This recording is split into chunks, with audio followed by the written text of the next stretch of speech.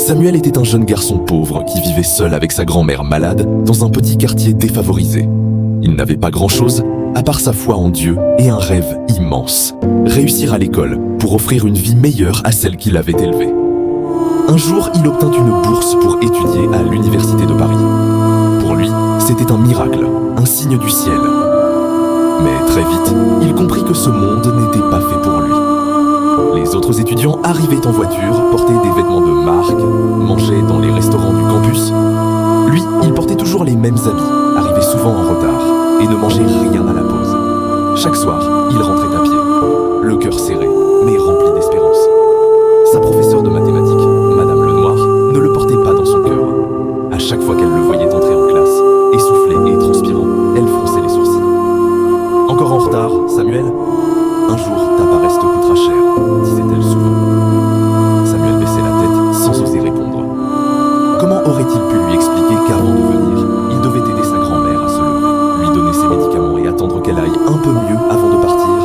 Il préférait se taire, laissant Dieu seul témoin de sa vérité. Un matin d'hiver, alors qu'il s'apprêtait à partir, il trouva sa grand-mère très mal, haletante, incapable de respirer. Pris de panique, il appela une ambulance, les mains tremblantes, la voix brisée. C'est alors qu'une voiture s'arrêta juste devant la maison. Madame Lenoir passait par là, par pur hasard. Elle reconnut son élève, à genoux devant une vieille femme à bout de souffle, et resta figée. Le choc fut immense. Tout ce qu'elle avait cru savoir sur Samuel s'effondra en un instant. Elle s'approcha lentement, bouleversée, posa une main sur son épaule et dit d'une voix douce: Samuel, pourquoi ne m'as-tu rien dit?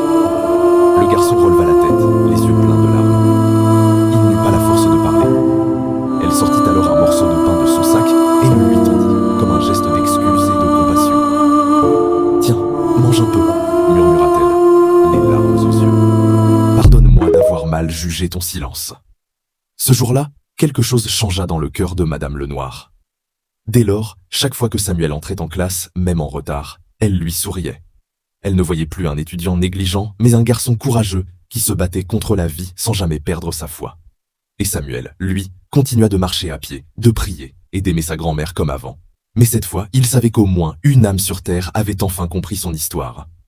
Morale. Avant de juger quelqu'un, essaie de connaître le poids qu'il porte.